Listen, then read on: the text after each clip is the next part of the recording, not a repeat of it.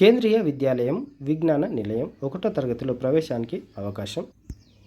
కేవీలో మీ పిల్లలను చేర్పించాలనుకుంటున్నారా? 1వ తరగతిలో ప్రవేశానికి అవకాశం కల్పిస్తుండగా తల్లిదండ్రులు ఈ వివరాలను ఒకసారి గమనించండి.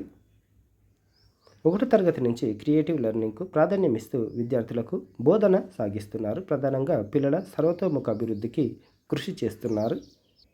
ఇక ఉమ్మడి మెదక్ జిల్లా అయితే సిద్దిపేట, జరాసంగం, సంగారెడ్డి ఓడిఎఫ్లో కొనసాగుతున్నాయి.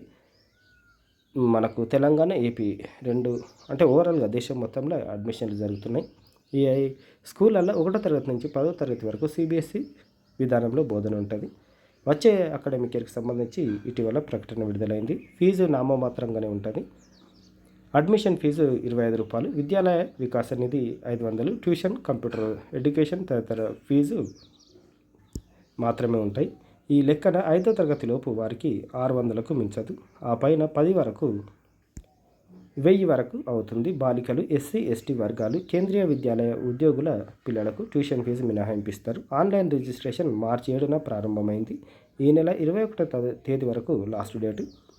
1వ తరగతిలో ఈసారి 2 సెక్షన్లు చేసి 80 సీట్లను పెంచారు.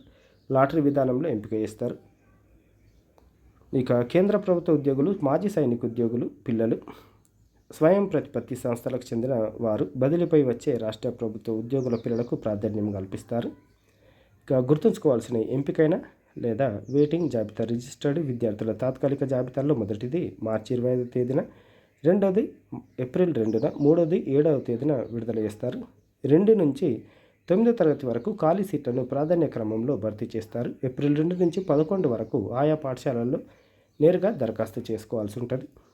రిజిస్ట్రేషన్ సమయంలో బర్త్ సర్టిఫికేట్, లోకల్ క్యాండిడేట్, తర్వాత క్యాస్ట్ సర్టిఫికేట్ సబ్మిట్ చేయాల్సి ఉంటుంది. పాస్పోర్ట్ సైజ్ ఫోటోలు, ఓటర్ ఐడి లేదా యూటిలిటీ బిల్లు సమర్పించాలి, అంటే కరెంటు బిల్లు. దరఖాస్తు ఇలా ముందుగా కేవీ సంఘటన్ .nic.in పోర్టల్ ద్వారా దరఖాస్తు చేసుకోవాలి. అందులో కనిపించే 2526 లింక్పై క్లిక్ చేయాలి. న్యూ రిజిస్ట్రేషన్ను క్లిక్ చేసి అందులో అడిగిన వివరాలను నమోదు చేస్తే లాగిన్ అవుతుంది.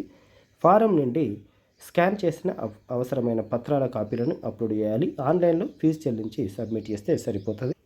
దీంతోపాటు బాలవాటిక అడ్మిషన్లు కూడా ఉన్నాయి. దీంట్లోనే విషయాన్ని గమనించగలరని మనవి.